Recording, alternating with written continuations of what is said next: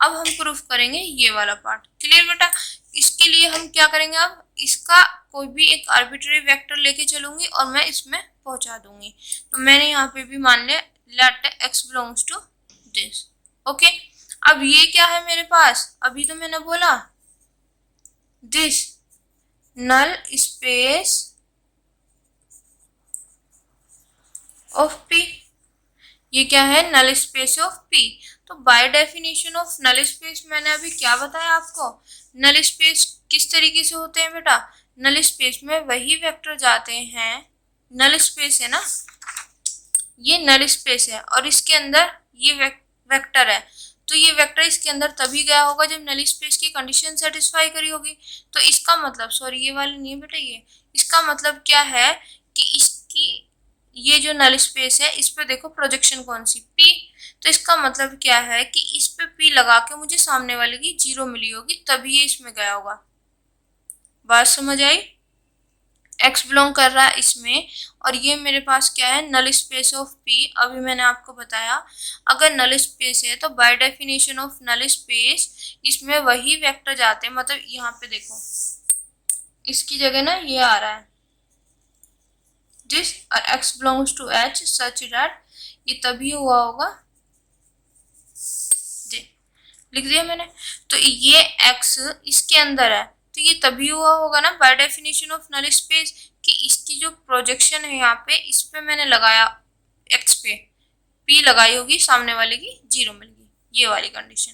आप इससे भी डेफिनेशन से भी समझ सकते हो by definition of null space, ये सिंपली आप जैसे मैं लैंग्वेज में समझाती हूँ वैसे समझ सकते हो। कैसे कि नल स्पेस ऑफ P में है, ये जो है नल स्पेस ऑफ P में है, x इसके अंदर है, तो इसका मतलब अगर नल स्पेस में है तो इस पे P लगा के मुझे सामने वाले की 0 मिलेगी।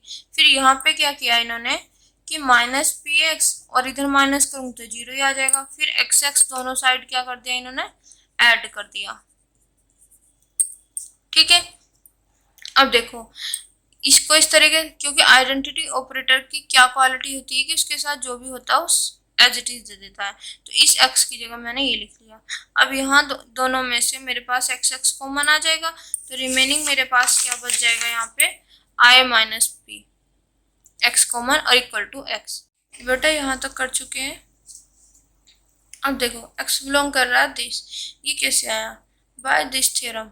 किस तरीके से आया देखो, यहाँ पे p की जगह है, इस जगह i minus P, x equal to x. तो इसका मतलब क्या है कि मेरे पास यहाँ पे एक वेक्टर है जिसपे मैंने i minus P projection proof कर चुके हैं ना हिल्बर्ट स्पेस पे, उस वेक्टर पे मैंने ये प्रोजेक्शन लगाई और मुझे ये वेक्टर एज इट इज मिल गया। तो इसका मतलब मेरे पास ये वाली थ्योरम है, कब पॉसिबल है, जब वो बिलोंग कर रहा हो इस p के रेंज स्पेस में। तो इसका मतलब x किससे बिलोंग कर जाएगा, range space of i minus V. यहाँ पे जो i माइनस जो प्रोजेक्शन है यहाँ पे इसके रेंज स्पेस में, ठीक है, ये बिलोंग कर जाएगा। कैसे, यहाँ पे भी देख सकते हो बाय दिस थ्योरम मैंने बोला है, ये मैंने जनरली लैंग्वेज में आपको बताया थ्योरम से कैसे होगा। अगर मेरे पास कहीं पे भी ये है तो मैं ये लिख सकती हूँ। अब यहाँ पे क्या है, i minus P x equal to x. Clear? तो यहाँ पे i माइनस पी है, तो इफ एंड ओनली इफ का केस अगर ये कहीं पे मिल रहा है तो मैं ये लिख सकती हूँ। तो यहाँ पे मैं क्या लिख सकती हूँ, ये जो वेक्टर है ये बिलोंग करेगा इस, जैसे ये p था, p का रेंज स्पेस क्या था, यहाँ पे m था, तो ये इससे बिलोंग कर रहा था। ठीक है, तो यहाँ पे इसका जो रेंज स्पेस होगा ये उससे बिलोंग करेगा, वही चीज मैंने यहाँ पे लिखी हुई है। ठीक है, मैंने थ्योरम से ही बता दिया और जनरली लैंग्वेज में आप कैसे ध्यान रख सकते हो, मैंने ये थ्योरम ही जनरली लैंग्वेज में बताई है कि अगर मेरे पास कोई वेक्टर है और उस पर कोई प्रोजेक्शन लग रही है और वो वेक्टर मुझे एज इट इज मिल रहा था, इसका मतलब ये तभी पॉसिबल है जब ये वेक्टर इस प्रोजेक्शन के रेंज स्पेस में जा रहे हो। क्लियर? बाय दिस थ्योरम ये है इक्वल, तो इसका मतलब ये कहाँ जा रहा होगा, उसके रेंज में। अब मैंने इसका रेंज स्पेस क्या माना हुआ है, कैपिटल R। तो मैं क्या करके चली थी, यहाँ पे x इसका एलिमेंट लेके चली थी और मैंने पहुंचा दिया इसमें, तो इसका मतलब इसके सभी के सभी एलिमेंट इसके अंदर होंगे, तो ये इसके अंदर कंटेन हो जाएगा। तो बाय ये इसके, ये भी मैंने यहाँ पे देखो बेटा ये प्रूफ कर दिया। ठीक है, बाय सेकेंड एंड थर्ड, जो मैंने अभी थर्ड मानी, ये इसके अंदर कंटेन कर रहा है, बट ये इसके अंदर कंटेन कर रहा था। इसका मतलब ये दोनों क्या हो जाएंगे, इक्वल। क्लियर। तो इसका मतलब यहाँ पे क्या हो गया कि जो मैंने आई माइनस पी की जो रेंज स्पेस मानी थी आर, वो क्या आ गया मेरे पास, ऑर्थोगोनल कॉम्प्लीमेंट ऑफ एम। तो इसका मतलब क्या हो गया, आई माइनस पी प्रोजेक्शन हो गया ऑन दिस। क्लियर।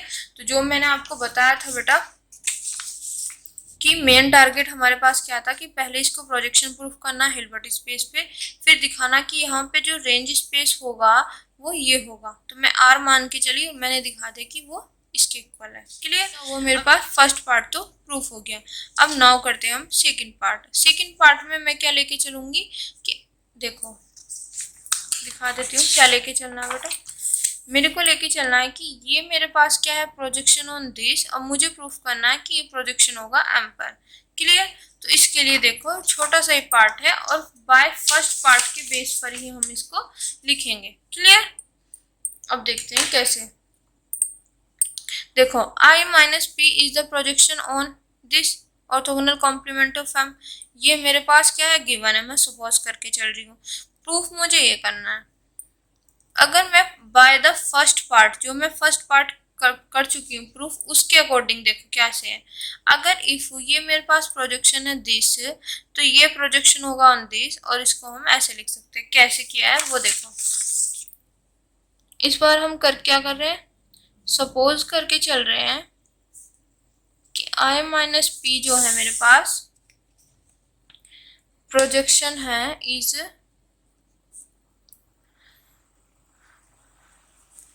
प्रोजेक्शन है ऑन एम। इस पे प्रूफ मुझे ये करना है कि P इज प्रोजेक्शन होगा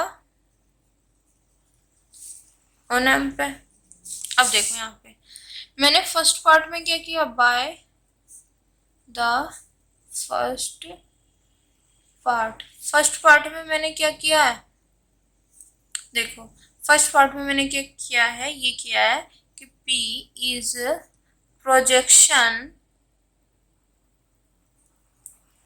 ऑन एम। ठीक है। देन तब क्या होगा कि अगर मैं इसको आइडेंटिटी ऑपरेटर में से माइनस करूं तो ये प्रोजेक्शन बन जाएगी मेरे पास